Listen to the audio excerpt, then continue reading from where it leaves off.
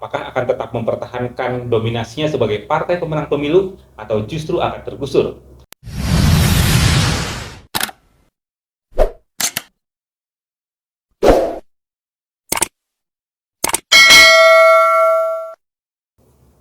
Halo, kita berjumpa lagi di Bersuara Channel, saluran yang membahas komunikasi dan pemikiran politik. Bersama saya, Anton Bahtiari Fai. Pemilu tahun 2024 akan menjadi ujian bagi Partai Demokrasi Indonesia Perjuangan atau PDIP. Apakah akan tetap mempertahankan dominasinya sebagai partai pemenang pemilu atau justru akan tergusur? Ini menarik untuk diulas karena sejumlah lembaga survei memperlihatkan adanya tren penurunan elektabilitas PDIP. Setidaknya ini tergambar dari hasil survei indikator politik dan Litbang Kompas.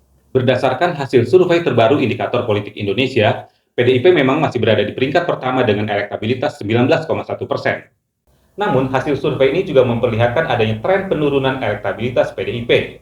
Bahkan kini selisihnya tinggal 0,9% dengan Partai Gerindra yang berada di urutan kedua. Partai Gerindra berada di urutan kedua dengan elektabilitas 18,2%. Padahal di awal tahun 2023, tepatnya di bulan Januari, tingkat keterpilihan PDIP masih berada di angka 21,9%.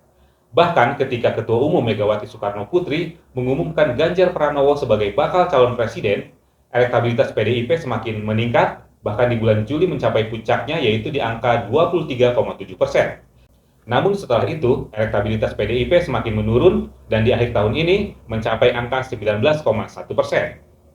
Sementara itu, hasil survei Litbang Kompas justru menempatkan PDIP berada di urutan kedua di bawah Partai Gerindra. Partai Gerindra memiliki elektabilitas 21,9%, sedangkan PDIP berada di angka 18,3%. Hasil survei Litbang Kompas juga memperlihatkan adanya tren penurunan elektabilitas PDIP. Dan sebaliknya, Partai Gerindra justru mengalami tren kenaikan elektabilitas. Kondisi ini tentu belum aman bagi PDIP jika ingin memenangi pemilu 2024. Bahkan, Direktur Eksekutif Indikator Politik Indonesia, Burhanuddin Muhtadi, belum bisa memastikan mana yang lebih unggul antara PDIP dan Partai Gerindra. Pemilih PD Perjuangan dengan pemilih Gerindra itu statistically dead heat. Ya, kita tidak tahu siapa yang unggul di antara dua partai ini karena selisihnya dalam margin of error 2,9% plus minus.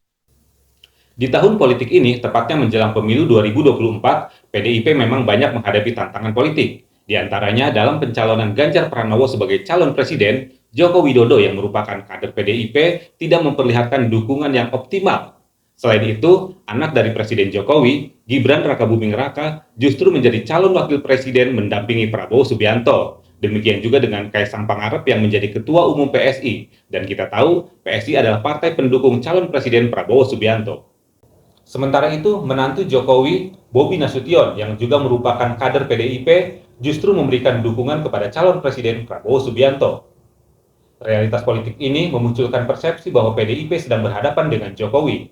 Pertanyaannya, mampukah PDIP mengatasi tekanan politik ini? Harus diakui, PDIP merupakan partai yang paling teruji dalam menghadapi tekanan politik. Di masa Orde Baru, ketika partai ini masih bernama PDI, rezim Orde Baru berusaha mencegah Megawati Soekarno Putri untuk menjadi Ketua Umum PDI, meski mendapat dukungan dari arus bawah. Namun Megawati dan para pendukungnya tetap bertahan untuk memperjuangkan hak-hak politiknya. Anti kekerasan itulah yang bisa tetap membawa kita ke jalan yang benar. Dan kekerasan itu tidak akan pernah bisa selesai jika dilakukan Indonesia yang akan menuju ke masa depan, saudara-saudara. Akibat intervensi pemerintah, kemudian terjadi kerusuhan 27 Juli yang menyebabkan jatuhnya banyak korban.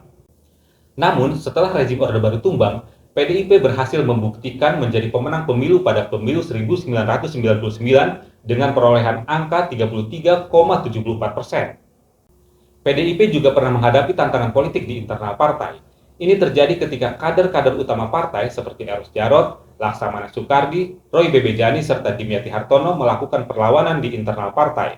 Mereka berusaha mengoreksi kepemimpinan Megawati Soekarno Putri yang dianggap sentralistik dan feodalistik. Namun pada akhirnya para kader utama itu harus angkat kaki dari PDIP. Dan pada akhirnya PDIP kembali bisa membuktikan sebagai partai pemenang pemilu pada tahun 2014 dan 2019. Kemenangan PDIP di tahun 2014 dan 2019 memang tidak lepas dari fenomena Jokowi ketika itu dan biasa disebut dengan efek Jokowi. Nah, dengan ketiadaan dukungan Jokowi, apakah PDIP masih bisa mempertahankan kemenangan pada pemilu 2024 nanti? Setidaknya PDIP masih memiliki sejumlah modal. Pertama, Megawati Soekarno Putri masih merupakan tokoh yang sangat berpengaruh di PDIP. Dan kedua, PDIP memiliki pendukung yang fanatik dan loyal.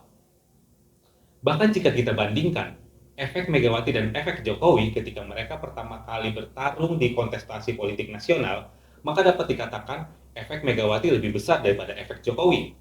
Pada tahun 1999, Megawati Soekarno Putri mampu membuat PDIP meraih kemenangan dengan angka 33,74% suara. Sedangkan pada tahun 2014 ketika Jokowi pertama kali ikut kontestasi politik nasional, PDIP meraih kemenangan hanya dengan 18,95% suara. Namun, PDIP juga tetap harus berbenah. Ada beberapa hal yang perlu dibenahi. Pertama, PDIP harus mulai bertransformasi menjadi partai yang lebih modern dan tidak hanya tergantung pada ketokohan yang sentralistik. Apalagi PDIP memiliki banyak kader yang berpengaruh dan berkualitas. Selain itu, PDIP juga perlu memperbaiki gaya komunikasi politik. Kita sering melihat gaya komunikasi tokoh PDIP justru menjadi blunder.